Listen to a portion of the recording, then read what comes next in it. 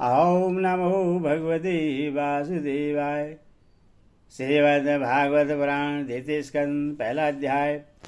सज्जनों,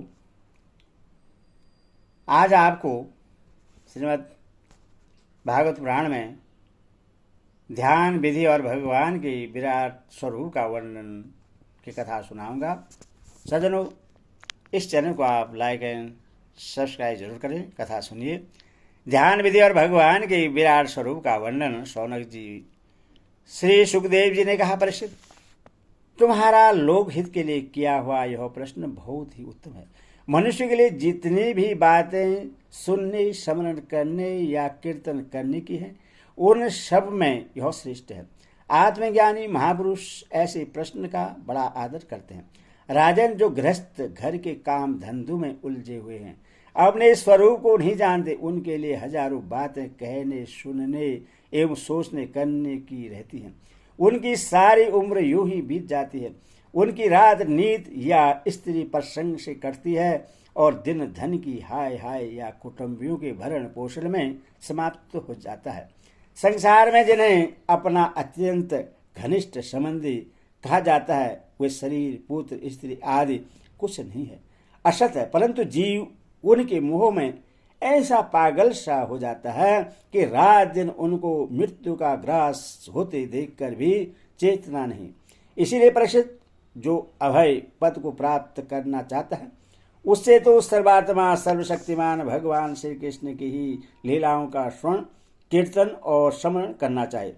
मनुष्य जन्म का यही इतना ही लाभ है कि चाहे जैसे हो, ज्ञान से, भक्ति से अथवा अपने धर्म की निष्ठा से जीवन को ऐसा बना लिया जाए कि मृत्यु के समय भगवान की स्मृति अवश्य बनी रहे। परिषद, जो निर्गुण स्वरूप में स्थित है, वह एवं विधि निषेध की मर्यादाओं को लांघ चुके हैं। वे बड़े बड़े ऋषि मुनि भी प्रायः भगवान के अनंत कल्याणमय गुण गणों के वर्णन में रमे रहते हैं। द्वापर के अंत में इस भगवत रूप अथवा बेतुल्य श्रीमद् भागवत नाम के महापुराण का अपने पिता श्री कृष्ण देवयान से मैंने अध्ययन किया था। राजे, मेरी निर्गुण स्वरूप परमात्मा में पूर्ण निष्ठा है, फिर भी भगवान श्री कृष्ण की मधुर लीलाओं ने बलात् मेरे हृदय को अपनी ओर आकर्षित कर लिया। यही कारण है कि मैंने इस पुराण का अध्ययन किया। तुम भगवान के परम भक्त हो, इसीलिए तुम्हें मैं इसे सुनाऊंगा। जो इसके प्रति श्रद्धा रखते हैं, उनकी शुद्धि चित्तवृत्ति भगवान श्री कृष्ण के चरणों में अन्य प्रेम के साथ बहुत शीघ्र लग जाते हैं। जो लोग लोक या परलोक की किसी भी वस्तु की इच्छा रखते हैं या इसके विपरीत संसार में दुख का अनुभव करके जो उससे विरक्त हो गए हैं और निर्भय मोक्ष पद को प्राप्त करना चाहते हैं, उन साधकों के लिए तथा योग संपन्न सिद्ध ज्ञानियों के लिए भी समस्त शास्त्रों का यही निर्णय है कि वे भगवान के नामों का प्रेम से संकीर्तन करें। अपने कल्याण साधन की ओर से असावधान रहने वाले पुरुषों की वर्षों लंबी आयु भी अनजान में ही व्यर्थ बीत जाती है। उससे क्या लाभ? सावधानी से ज्ञानपूर्वक बिताई हुई घड़ी 2 घड़ी भी श्रेष्ठ है, क्योंकि उसके द्वारा अपने कल्याण की चेष्टा तो की जा सकती है।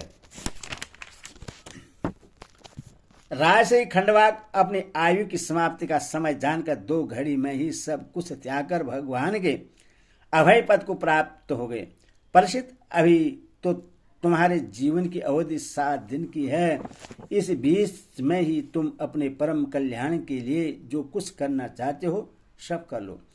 मृत्यु का समय आने पर मनुष्य घबराए नहीं।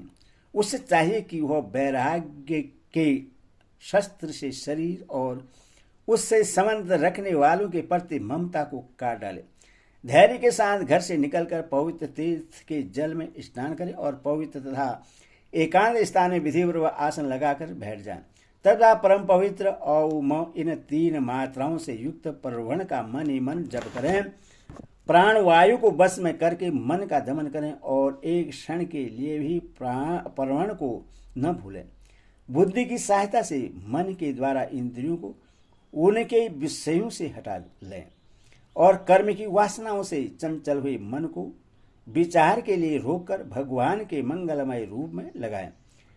स्थिर चित्त से भगवान के श्री विग्रह में से किसी एक अंग का ध्यान करें। इस प्रकार एक एक अंग का ध्यान करते करते विषय वासना से रहित मन को पूर्ण रूप से भगवान में ऐसा तल्लीन कर दें कि फिर और किसी विषय का चिंतन ही न हो। वही भगवान विष्णु का परम पद है। उससे प्राप्त करके मन भगवत प्रेम स्वरूप आनंद से भर जाता है। यदि भगवान का ध्यान करते करते मन रजोगुण से विक्षिप्त या तमोगुण से मूढ़ हो जाए तो घबराए नहीं, धैर्य के साथ योग धारणा के द्वारा उससे बस में करना चाहिए, क्योंकि धारणा उक्त दोनों गुणों के दोषों को मिटा देती है।